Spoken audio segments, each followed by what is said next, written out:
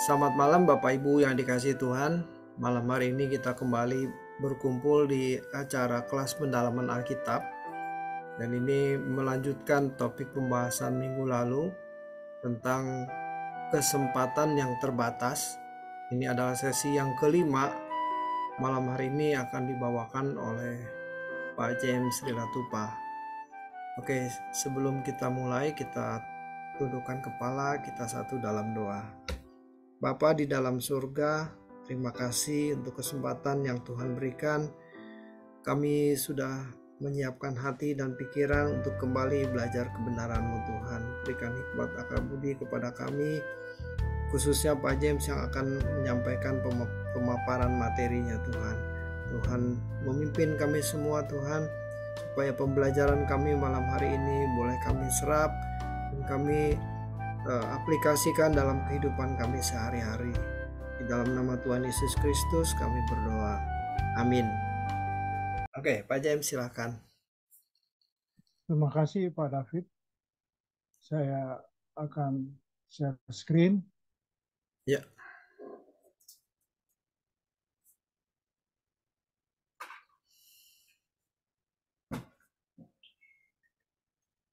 Apa sudah kelihatan? Sudah Pak. Oke. Jadi malam hari ini kita seperti biasa Bapak Ibu sekalian akan menyampaikan dengan 5 bagian ya. Pertama kesempatan terakhir di topik kesempatan yang terbatas ini. Malam hari ini bagian pertama kesempatan terakhir.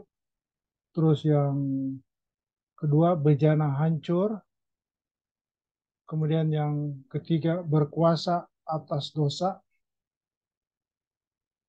Yang keempat menolak. Yang kelima rencana Tuhan dalam hidup kita. Saya mulai dari kesempatan terakhir di bagian yang pertama. Tuhan berkemurahan atas kita. Ia masih memberikan kita kesempatan untuk berubah. Untuk itu mari kita lihat sejarah Simpson. Kehidupan Simpson dimulai dengan pemberitahuan akan kelahirannya seorang pria dari suku Dan yang bernama Manoah yang menikah dengan wanita yang mandul.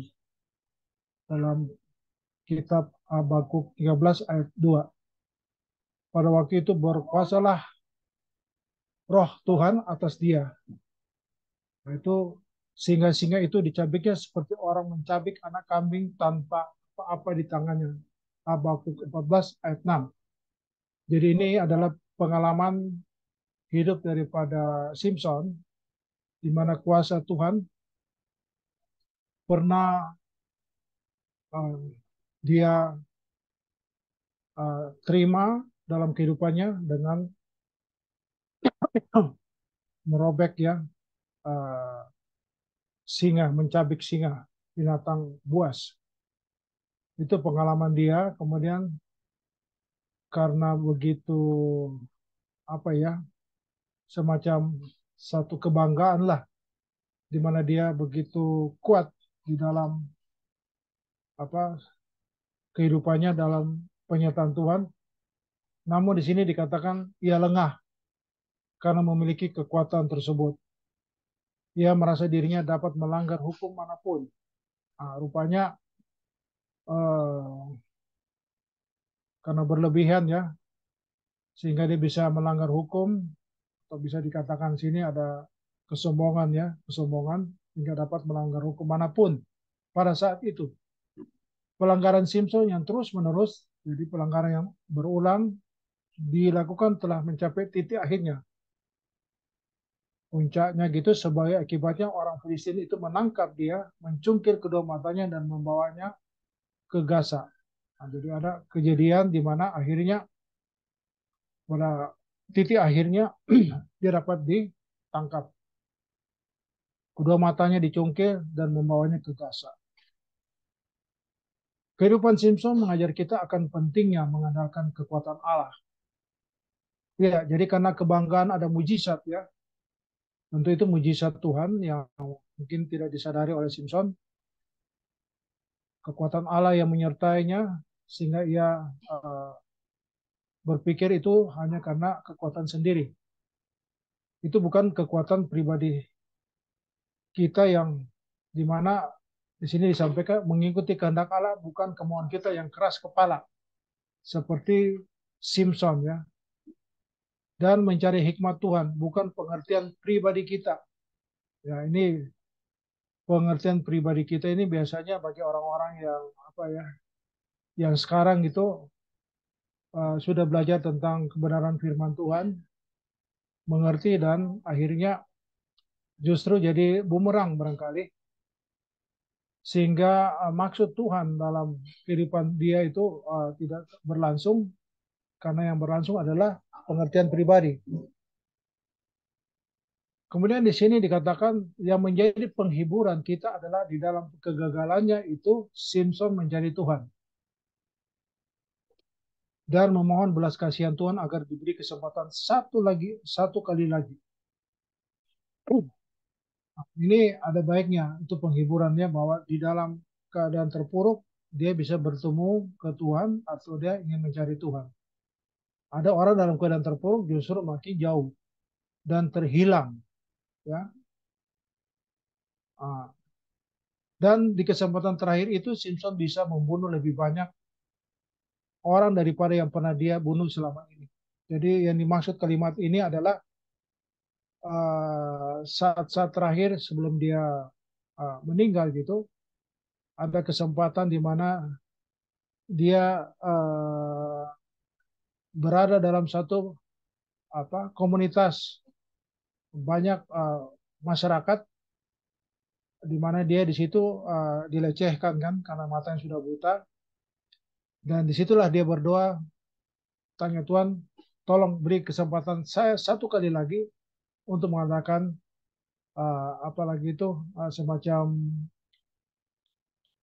uh, kekuatan untuk merobohkan gedung tersebut. Jadi ia masih punya kesempatan untuk berkarya. Lalu bagaimana keadaan kita? Nah, waktu dia merobohkan gedung tersebut, itu rupanya total yang mati saat itu termasuk Simpson lebih banyak daripada sebelumnya, di mana dikumpulkan semua orang-orang yang dia telah matikan. Jadi yang terakhir itu jauh lebih banyak yang meninggal dibandingkan sebelumnya bila didata dikumpulkan jumlahnya. Itulah kesempatan terakhir sebelum dia mati bersama dengan rontoknya, robohnya gedung tersebut. Lalu bagaimana keadaan kita? Apakah kita menjadi alat di dalam tangan Tuhan atau tidak? Itu tergantung kita. Jadi itu contoh ekstrim di perjanjian lama. Kalau soal ini kita menjadi alat di dalam tangan Tuhan di zaman modern ini, tentunya contohnya banyak ya, lewat pelayanan biasa di gereja atau mungkin juga di luar gereja, ya. Sepanjang itu dalam rangka untuk mendukung pekerjaan Tuhan gitu. Kemudian berikut, jangan hidup wajar seperti manusia lain yang hanya mencari nafkah, menghidupi istri, anak-anak, menjadikan anak-anak sekolah, studi, kuliah, lalu bisa bekerja, menikah, punya anak, dan itu menjadi cucu bagi kita ya. Jangan berpikir begitu rendah. Padahal sebagai manusia biasa, dengan mencari nafkah, menghidupi istri, anak-anak, menjadikan anak sekolah, studi kuliah, serta bekerja dan menikah, punya anak. Ini belum tentu juga orang lain itu punya prestasi seperti ini. Ada yang tidak punya anak, kawin, atau mungkin tidak berjodoh, tetapi ini kan contoh yang lengkap. Tapi itu pun dikatakan di sini jangan berpikir begitu rendah. Jadi memang penilaian dari Tuhan itu fokusnya bukan di hal-hal yang sifatnya bios ya, jasmani gitu. Sehingga ini bisa dikatakan kualitasnya rendah. Tapi berpikirlah besar untuk menjadi orang-orang besar. Gunakan kesempatan yang ada, sebab mungkin saja ini adalah kesempatan terakhir kita. Ya, terakhir itu bisa saja saat ini malam hari ini kita terakhir ketemu dan lain-lain contohnya gitu. Kemudian kita memasuki pada bagian kedua bejana hancur. Kita harus merenungkan bahwa di jagat raya ini tidak ada dua orang yang sama persis. Apalagi tiga orang, apalagi empat. Setiap individu memiliki keberadaan yang benar-benar unik dengan sangat istimewa karena tidak ada duanya. Orang yang berusaha membandingkan dirinya dengan orang lain adalah orang yang tidak mengerti dan tidak menerima kebesaran serta keagungan Allah yang menciptakan setiap kita dengan keunikan dan keistimewaan masing-masing. Ini bicara sendiri ya, sekalipun juga sampai dia jomblo, sampai tua, ini menjadi persoalan kalau membanding-bandingkan. Nah, lain soalnya kalau dua pribadi yang berbeda masuk dalam satu pernikahan, perkawinan, berumah tangga, wah itu lebih uh, besar lagi tantangannya begitu. Kemudian berikut, memang pada umumnya dalam kehidupan ini manusia itu adalah makhluk yang ada dalam proses meniru. Dari generasi ke generasi, proses ini berlangsung secara otomatis. Nah ini contohnya, saya meniru perilaku orang tua, papa mama, gitu ya. Kemudian om, tante, dan seterusnya di sekolah gitu. Pola pikir dan gaya hidup seseorang pada umumnya meniru apa yang dilakukan orang sebelumnya. Apa yang dia lihat dari lingkungannya, dan ini yang disebut cara hidup yang kita warisi dari nenek moyang. 1 Petrus 1 ayat 18 sampai 19. Kemudian karena kita telah terbawa oleh proses meniru yang terjadi adalah banyak orang membangun gambar diri yang salah. Karena itu kan meniru itu berarti kita terancang, terdesain versi yang kita tiru. Nah, itu yang persoalan. Yang mana uh, itu belum tentu benar semua gitu ya. Sehingga berpuluh tahun kita meniru itu sehingga menjadi persoalan setelah kita menerima Yesus, bagaimana itu akan disetting ulang, diubahkan demi seperti rancangan Tuhan. Kita dilahirkan dengan keadaan original. Jadi jangan mati dalam keadaan imitasi. Jangan mati dalam keadaan palsu. Jadi maksud dari kalimat ini, original ini uh, dalam pengertian supaya kita betul-betul seperti yang Tuhan kehendaki ya. Jadi kalau pembiaran uh, tiruan itu yang kita langsungkan terus dan itu berhasil, kita makin jauh dan terhilang. Sehingga nanti pada saat mati kita dalam keadaan kepalsuan. Yang dikatakan di sini imitasi. Kita rusak, tetapi berbahagialah orang yang menyadari keadaannya rusak itu dan memberi diri dibentuk kembali. Karena sang penjunan bisa mengubah kita. Nah, ini kan pengertian rusak di sini versi Tuhan ya. Sebab belum tentu ini diterima oleh banyak orang. Karena punya pasangan hidup, punya anak, punya keberhasilan anak-anak dan punya cucu. Apa yang salah di situ ya? Tapi dalam proses terjadinya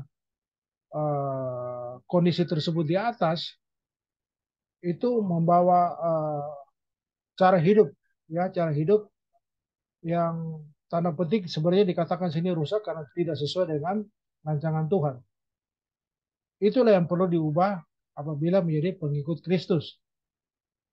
Di sini dikatakan Tuhan masih bisa memberi kesempatan seperti tanah liat yang hancur berubah menjadi bejana yang indah. Jadi memang bejana yang sudah terlanjur jadi yang kita bentuk versi keluarga, versi turunan kita atau lingkungan kita, manusia modern sekalipun, apabila itu dirubah, kalau dia bagaikan bejana itu harus dihancurkan dulu, baru nanti dibentuk dengan bentuk yang baru sebagai sesuai dengan rancangan daripada penjunannya gitu. Penjunan kita adalah Tuhan Yesus gitu. Kita harus menjadikan Tuhan dan kerajaan-Nya sebagai satu-satunya tujuan hidup kita. Nah, ini harusnya ditanamkan dalam kita semua sejak ataupun orang tua lah. Sekalipun secara normatif ya, pasangan hidup ada, semua baik-baik, rukun-rukun saja, tetapi tujuan yang seperti ini bahwa menjadikan Tuhan dan kerajaan sebagai satu-satunya tujuan hidup itu perlu diberi pengertian dan diberi contoh seperti apa oleh kalangan orang tua terhadap anak-anak gitu. Hari ini kalau kita berkeadaan seperti ini, artinya seperti ini, maka pertama kita menerima seluruh rangkaian yang ditetapkan Tuhan, yang merupakan hak prerogatif Tuhan. Nah, ini kan untuk mengerti ini tidak mudah gitu, karena puluhan tahun sekalipun secara KTP kita beragama Kristen, tetapi keadaan kekristenan kita sebagai pengikut Kristus itu belum tentu persis seperti yang diharapkan oleh Tuhan. Kedua, menerima semua keadaan yang disebabkan oleh keputusan atau pilihan yang salah. Nah, ini akibatnya ini ya, menerima semua keadaan yang disebabkan oleh keputusan atau pilihan yang salah itu ya karena lingkungan. Nah, ini terjadi karena belakangan baru ada kesadaran bahwa ini perlu diperbaiki. Makanya kita berterima kasih kepada Tuhan oleh kesabarannya yang menuntun hidup kita sehingga kita sampai ada dalam keadaan seperti hari ini. Walaupun berjalannya belum indah-indah banget gitu ya, tetapi dengan apa ya, ada kemauan dari kita, tekad untuk kembali kepada rencananya, harapannya tentu terbuka untuk rancangan Tuhan akan terjadi dalam hidup kita. Ini gimana ya? Tak bisa kebaca ini. Ketiga, jangan menuntut apa yang bukan bagian kita. Nah, ini jadi memang dari bagian pertama sampai yang ketiga ini memang harus suka-sukamu Tuhan, kira-kira begitu ya. Terserah Tuhan saja. Dan itu sulit karena baru diketahui, dimengerti pada saat mungkin sudah dewasa muda lah gitu. So kalau pengalaman lihat sekolah minggu sampai pemuda ya,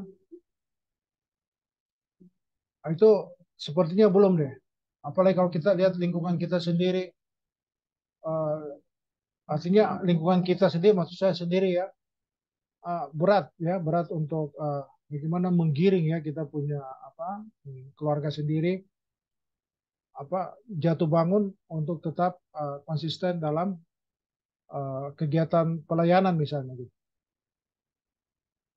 Lanjut, ingat kita tidak bertanggung jawab kepada manusia manapun, tetapi kita bertanggung jawab kepada Tuhan. Jadi inilah sering menjadi persoalan karena kita mau dibilang baik sama apalagi itu uh, pasangan kita lah gitu ya. Tapi belum tentu itu berkenan kepada Tuhan gitu. Misalnya waktunya untuk ibadah hari Minggu, pasangan kita bilang ntar aja, kita cukup mesti apa keluar kota dulu, nanti di luar baru kita ibadah secara online. Padahal sekarang ini online itu justru jemaat-jemaat yang di luar daripada kota Jakarta misalnya, sehingga dia terpaksa online mengikuti kebaktian GSKI Rawat Perdata, gitu. Kira-kira begitu. Nah, yang hal sederhana gitu kelihatannya apa ya, bisa rukun sesama pasangan keluarga, tetapi itu justru secara Tuhan itu tidak benar gitu ya. Oleh karena itu jangan sombong. Itu mungkin dikatakan sombong di sini karena punya ini punya itu sehingga inisiatif-inisiatif yang banyak untuk kepentingan-kepentingan uh, keluarga sendiri, bukan untuk kepentingan Tuhan. Siapapun kita, sehebat apapun kita, itu tidak memberi nilai di hadapan Tuhan. Yang memberi nilai adalah ketika kita mati dalam keadaan original sesuai rancangan Allah semula. Jadi original ini rancangan Tuhan, asli. Kalau versi keluarga, versi kita itu belum. Kemudian masuk ke bagian ketiga, berkuasa atas dosa. Dalam Kejadian 4 ayat 6 sampai 8 dikatakan firman Tuhan kepada Kain, "Mengapa hatimu panas dan mukamu muram? Apakah mukamu tidak akan berseri jika engkau berbuat baik?" Nah, ini kan kalau lihat gambarnya ini Kain membunuh Habil ya, adiknya gitu. Tetapi jika engkau tidak berbuat baik, dosa sudah mengintip di depan pintu. Nah, ini kata kalimat di depan pintu ini um, bukan pintu yang kita lihat. Ini kan harfiah ini ya. Maksudnya potensi dosa siap untuk dia dapat lakukan. Dia sangat menggoda engkau, tetapi engkau harus berkuasa atasnya. Maksudnya dosa itu menggoda ya. Karena menyenangkan. Menyenangkannya apa? Menghabisi apalagi adiknya karena faktor iri gitu ya. Iri karena persembahan daripada adiknya diterima Tuhan dibandingkan dia sendiri. Katakan kepada Habil adiknya, marilah kita pergi ke padang. Ketika mereka ada di padang, tiba-tiba Kain memukul Habil adiknya itu lalu membunuh dia. Iya, jadi sejak awal memang sudah diperingatkan dosa sudah mengintip di depan pintu, menggoda dia ya. Cuma ini kan contohnya contoh yang kriminal, ini pidana. Kan ada juga contoh-contoh yang menurut orang enak kayak Yusuf dengan istri Potifar. Kan enak itu, nggak usah pidana gitu. Tapi kalau diam-diaman kan jadi juga itu kan Yusuf dengan apa istrinya Potifar. Lalu si Kain membunuh dia, dosa datang karena Kain tidak melakukan apa yang baik dan benar di mata Tuhan. Waktu yang paling baik untuk mengalahkan dosa adalah di depan pintu. Nah, ini depan pintu maksudnya ya kita inilah uh, yang ya saya sebut kita pagari lah, kita di depan pintu ya. Jangan kita di dalamnya, masuk itu dosa. Jangan sampai kita memberikan dia masuk. Artinya dosa itu sebenarnya pangkalannya di pikiran ya, di pangkalnya di pikiran, dari pikiran terus masuk ke tangannya Kain. Kain pakai tangannya untuk memukul adiknya gitu. Sebab kalau kita buka pintu sedikit saja, dosa tidak akan ragu untuk segera masuk ke dalam ke dalam. Apa pintu masuk dalam hidup kita, yaitu mata dan telinga. Ya, mata dan telinga kan tergantung pikiran, komando dari otak. Itulah pintu menuju ke dalam hati kita, turun ke dalam hati. Iblis menggoda lewat mata lalu mencari celah untuk dapat masuk ke dalam pikiran. Ya, dari pikiran memerintahkan untuk mengeksekusi tangan membunuh adik daripada Kain. Dosa masih tetap melakukan apa yang biasa dia lakukan, yaitu mengintip di depan pintu. Jadi pengertian di depan pintu ini tanda harafiah ya. Di depan pintu itu lingkungan sekitar kita, kira-kira gitu ya. Jadi kita tahu kalau di situ kelompok teman-teman yang apa ngerumpi, uh, dalam pengertian ngerumpinya itu uh, ke bidang tertentu ya, yang bukan dalam pikiran Tuhan, itu sebaiknya dihindari. Sebab dengan adanya itu berarti kita kan sepertinya memberi kesempatan untuk menjadi apa ya, semacam komunitas untuk saling berdiskusi. Itulah peluang nanti iblis masuk. Apalagi terutama apabila kondisi hati kita tidak baik. Apalagi kita lagi bete ya, lagi tegang. Apakah dari rumah persoalannya dibawa ke kantor atau dari kantor. Biasanya dari kantor dibawa ke rumah, marah di kantor, sampai di rumah istri dimarah-marahin juga, anak-anak dimarah-marahin gitu. Padahal kantor ya kantor. Tapi kalau saya terus terang, saya bilang pengalaman saya demonstrasi di mana-mana di kampus itu, saya pulang ke rumah nggak banyak bicara, saya tidur. Ditanyalah sama istri saya, kok kamu tidur? Itu pada ribut itu semua, gebrak-gebrak pintu, apa semua, kaca pecah. Nah, itu saya gitu. Saya nggak mau bawa-bawa persoalan luar, bawa ke rumah gitu. Sebenarnya ya nanti kan, saya kan mau ini di rumah tenang-tenang dulu. Waktunya untuk istirahat. Nantilah nyambung lagi sebentar saya bilang. Urusannya nanti nyambung sebentar. Jadi urusan rumah, stres jangan bawa ke kantor, begitu pula sebaliknya. Itu sebabnya kita harus memagari pikiran kita dengan perisai iman. Jadi apa ini maksudnya? Ini semacam apa ya? Ketahanan iman, keandalan iman. Biasa kalau bicara ketahanan, keandalan itu biasanya apa ya? Barang gitu ya, barang benda. Tapi di sini uh, perisai iman artinya apa? Tameng gitu. Ini gambarnya kan ini. Ah, sebelah kiri gambarnya. Sehingga waktu terjadi penyerangan, dia tidak tembus masuk ke tubuh. Jadi ini hanya bahasa Arabiah saja gitu. Perubahan sulit terjadi kalau kita hanya mendengar dan mengerti apa yang kita mau dengar sesuai selera kita. Ya, ini bukan kalimat baru ini.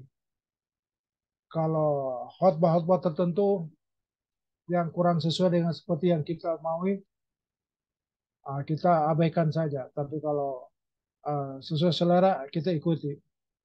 Nah, jadi dari sini kan ada pengertian bahwa uh, tipe-tipe pembawa firman juga beda-beda gitu.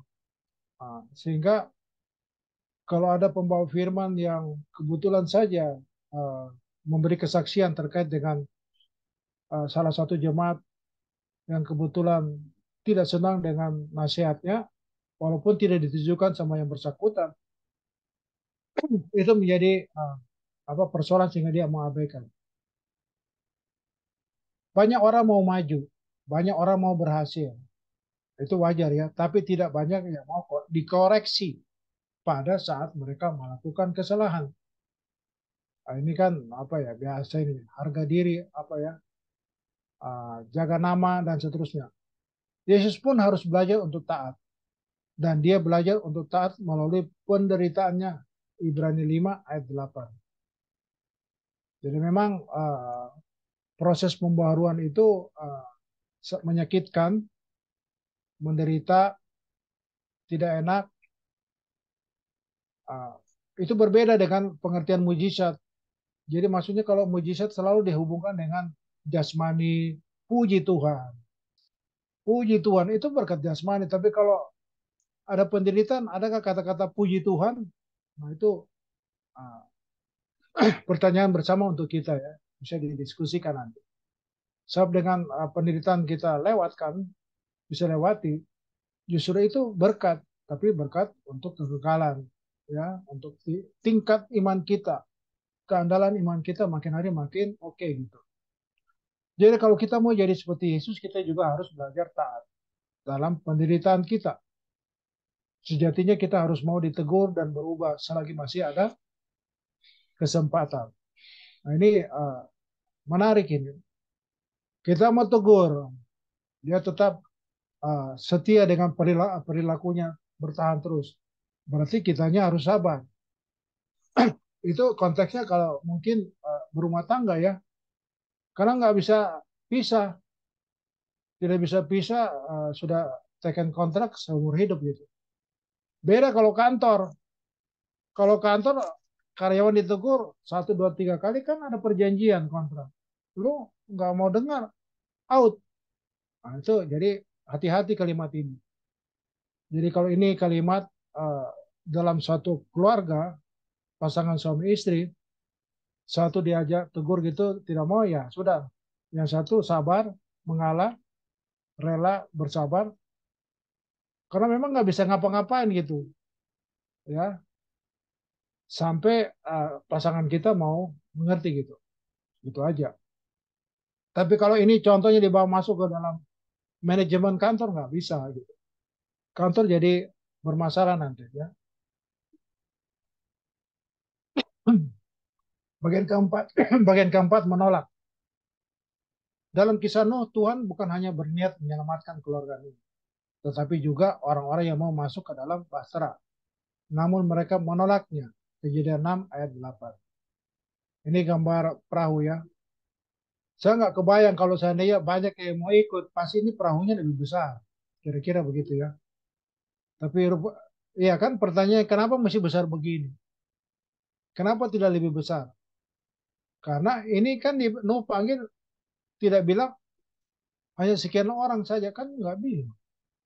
Nah, jadi asik banget ini. Jadinya ukuran seperti ini yang bersedia juga pas sesuai dengan kapasitas perahu yang telah dibuat. Pada zaman Nuh, orang sibuk makan dan minum, kawin dan dikawinkan sampai tidak memedulikan keselamatan. Dalam Alkitab, Nuh disebut sebagai pemberita kebenaran. 2 Petrus 2 ayat 5. Tentu Nuh sudah berusaha mengajak orang-orang untuk ikut proyek penyelamatan. Ya karena kan penyelamatan di sini maksudnya kan mau ditenggelamkan ini dunia. Tetapi ternyata tidak ada yang mau. Nah, jadi ini menarik di sini antara program membuat besarnya perahu dengan respon orang yang diajak itu fixnya berapa itu yang tidak disampaikan di sini.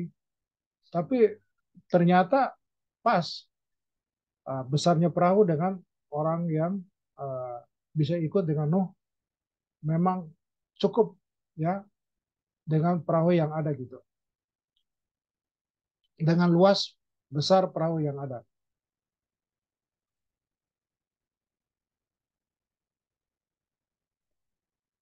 Dalam kisah Nuh, Tuhan bukan hanya berniat menyelamatkan keluarga Nuh ya, ya, tetapi juga orang-orang yang mau masuk ke dalam bahtera, namun mereka menolaknya. Kejadian 6 ayat 8. Nah, itu sudah tadi yang kita lanjutkan berikutnya. Bahtera itu adalah kasih karunia. Oh, jadi tadi bisa disampaikan bahwa bahtera itu semacam kasih karunia, ya, anugerah gitu. Kasih karunia dari Tuhan untuk manusia pada waktu itu.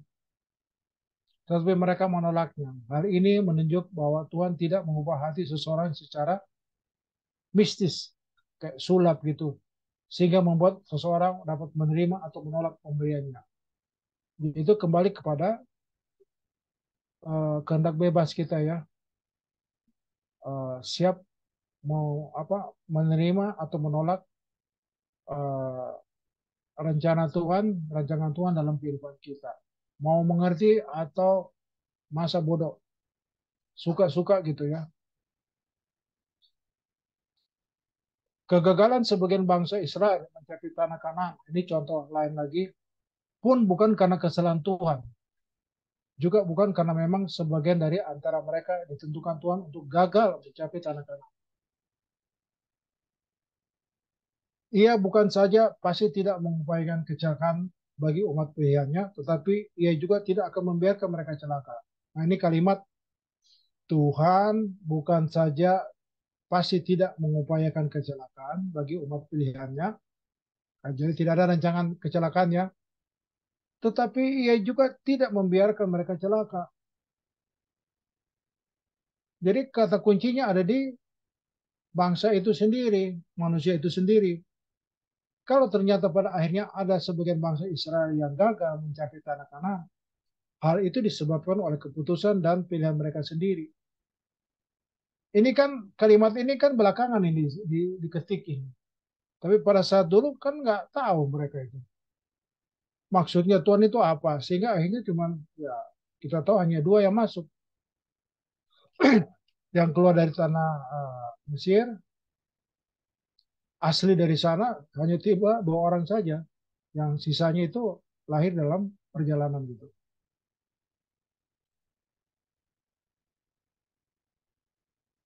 Kemudian demikian pula dalam kehidupan manusia pada umumnya. Apakah seseorang pada akhirnya sampai ke kerajaan Bapa atau di langit baru dan bumi yang baru atau tidak? Bukanlah ditentukan oleh Tuhan. Nah ini sama saja.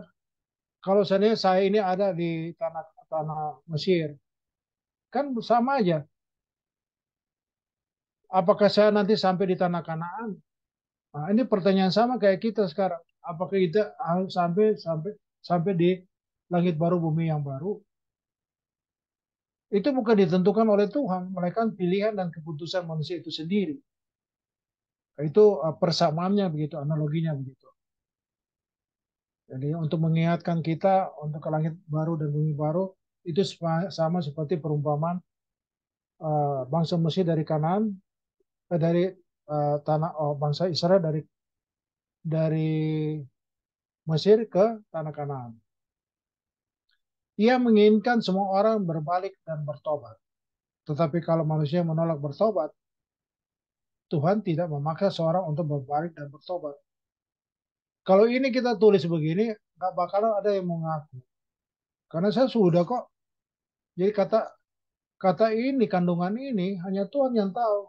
Saya ini sekarang, James ini sudah bertobat atau belum? Mungkin teman-teman di sini yang hadir tidak tahu. Pikirnya sudah bertobat. Hanya Tuhan yang menilai saya sudah bertobat atau belum gitu. Yang terakhir, bagian yang terakhir rencana Tuhan dalam hidup kita. Cerita tentang ketidakadilan yang terjadi di sekitar kita tentu tidak asing lagi. Ketika ketidakadilan seakan-akan memperoleh kemenangan, sesungguhnya inilah saat di mana kejahatan manusia sedang dimatangkan. Ya, ketidakadilan itu yang membuat kan kelompok itu ya, membuat ketidakadilan. Itu dikatakan sini kejahatan manusia sedang dimatangkan. Jadi yang jahat makin jahat. Kejahatan sedang disempurnakan ditulis di sini. Agar para pelaku ketidakadilan semakin pantas mendapat hukuman. Ya, tentu kata ini pantas itu nanti, bukan pada saat dia masih hidup di dunia. Sebaliknya kita harus memasuki proses dimatangkan kesucian kita. Jadi memang ada orang yang korban keadilan dan yang melakukan ketidakadilan. Ada dua kelompok. Yang ketidakadilan melakukan kejahatan makin hari makin matang. Yang korban keadilan ini makin hari makin suci. Kira-kira begitu ya. Keadaan dunia yang jahat dan tidak adil ini menginspirasi kita agar kita tidak ikut terjerembab ke dalam lubang yang sama. Harus selalu kita ingat bahwa pengadilan Tuhan akan digelar dan pasti berlangsung dengan adil. Ini kan bisa bicara nanti. Apakah kita memahami ini, kepekaan kita mengerti ini yang sudah diberikan contoh bangsa Israel dari tanah Mesir keluar ke tanah Kanaan. Secara teori kita mengerti ini, tapi keadaan kita seperti apa? Nah, itu kan biasa dikatakan nanti tunggu roh penolong, yaitu roh kudus. Nah, ini pertanyaan bagaimana dengan uh, pekerjaan roh kudus dalam kehidupan pribadi kita masing-masing. Ini sebagai tambahan saja ya. Rencana Allah yang besar diberitahu kepada Yusuf melalui mimpi. Nah, ini contoh lain. Selain tadi Kain, bangsa Israel dari Mesir, dan ini Yusuf. Ya, mimpi yang diceritakan kepada saudara-saudaranya membuat mereka marah dan iri kepada Yusuf. Sehingga Yusuf diperlakukan sewenang-wenang. Nyaris dibunuh dan kemudian dijual sebagai budak di Mesir. Jadi kelihatannya ini dari saudara bersaudara, ini Yusuf anak baik-baik gitu ya. Ya, adik yang baik gitu. Masa depan Yusuf suram, gelap, tertutup awan. Iya, karena dia kan dibuang kan. Tapi Yusuf mengerti bahwa Allah membangun harapan dalam ketiadaan harapan. Yusuf mengerti bahwa Allah membangun harapan dalam ketiadaan harapan. Gimana maksudnya ini kalimat? Jadi memang betul-betul gelap. Tidak ada lagi pikiran lain. Harapannya gelap gitu. Tapi secara normatif, eh, kondisi saat itu Yusuf menjadi budak di rumah Potifar. Yusuf dirancang untuk menjadi seorang besar, tetapi ia harus masuk ke dalam penderitaan. Kalau boleh di remind mundur ya, ini Yusuf kan nggak tahu bahwa dia nanti jadi apa perdana menteri lah di Mesir gitu. Tapi kenyataannya dia baik-baik saja di lingkungan keluarga bersaudaranya dan dia berakhir dengan dibuang ke tanah Mesir. Nah, begitulah.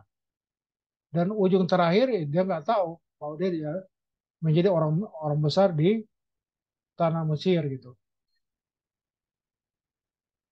Allah pun memiliki rencana bagi setiap individu. Jadi memang tidak disetting nanti James kamu nanti seperti ini. Baru dari sekarang saya atur langkah saya, hidup saya, pikiran saya, bagaimana mengikuti yang goalnya yang sudah disebut nanti di sana. Nggak ada begitu. Sama seperti Yusuf gelap dari pertama. Nah, nanti belakangan baru kita oh karena saya taat dapatlah sebagai orang besar di tanah Mesir. Namun demikian tanggung jawab dan respon individu agar tergenapi rencana itu berperan sangat penting. Nah ini respon. Karena manusia bukan robot yang di remote control. Jadi dalam proses penderitaannya, kegelapan itu bagaimana kita tetap menghadirkan apa Allah dalam setiap persoalan kita gitu. Bukan inisiatif kita karena kepintaran atau hikmat manusia. Manusia diberi kehendak bebas, maka apakah seseorang memenuhi rencana Allah atau tidak, itu tergantung dirinya. Dari perjalanan hidupnya kita dapat satu pelajaran penting, yaitu ketika kita hidup dalam kesucian dan ketaatan kepada Tuhan, walau masa depan kita seperti makin suram, makin redup, makin gelap, Tuhan pasti akan mewujudkan rencana. Amin. Mewujudkan rencananya dalam hidup kita. Masalahnya, kita sering tidak sabar dan mencari jalan sendiri. Jangan sampai rencana Tuhan dalam hidup kita tidak tergenapi karena kelalaian kita, ketidaksabaran kita, dan apa lain-lain yang mana belum waktunya untuk kita berhasil ya sesuai dengan rencana Tuhan. Kita sudah ambil inisiatif sendiri, mengambil keputusan sendiri. Kemudian ini yang terakhir, jadi orang Kristen yang benar pasti digarap. Jadi memang untuk mendewasakan kita, mematangkan kesucian kita, mesti ada bahan bakunya. Bahan bakunya itu persoalan namanya, masalah. Kalau digarap itu proses. Nah, yang beri bahan baku, bahannya itu adalah Tuhan sendiri. Atau mungkin karena keterlaluan kita, kelalaian kita. Mau lalai kita atau tidak, tetap kalau Tuhan ingin mendewasakan, mematangkan kita, mematangkan kesucian kita, kita harus taat menghadapi itu, setia untuk menyelesaikan seperti yang Tuhan kehendaki. Bila digarap Tuhan, bisa sampai lelah kita loh, capek, bahkan putus asa. Tapi Tuhan mengatakan bahwa dalam hal kita menanggung percobaan, kita belum sampai mencucurkan darah. Kesempatan ini luar biasa. Selagi kita masih memiliki nadi yang berdenyut dan jantung yang berdetak, kita memiliki kesempatan untuk berproses menjadi orang besar di mata Tuhan. Demikian penyampaian sesi 5 tentang kesempatan yang terbatas pada malam hari ini. Terima kasih. Ya, terima kasih Pak James sudah menyampaikan pemaparannya malam hari ini. 5 topik sudah dipaparkan dan kita sudah mendengarkan. Barangkali di antara Bapak Ibu ada yang mau bertanya atau sharing, menambahkan, silakan. Oke, mari kita tundukkan kepala, kita tutup acara ini dengan doa. Bapa di dalam surga, kami bersyukur untuk pertemuan malam hari ini.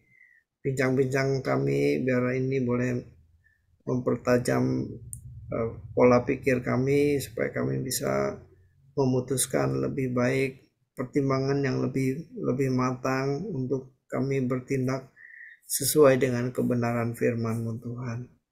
Terima kasih Tuhan, berkati Pak James, berkati kami semua yang hadir malam hari ini. Kiranya Tuhan menolong kami dalam kami menjalankan kehidupan kami sehari-hari. Kami mau beristirahat malam hari ini. Tuhan menyertai kami dalam peristirahatan kami. Tuhan pulihkan kesegaran kekuatan tubuh kami supaya kami besok pagi kami bisa kembali beraktivitas dengan baik. Kami bisa memuliakan nama Tuhan.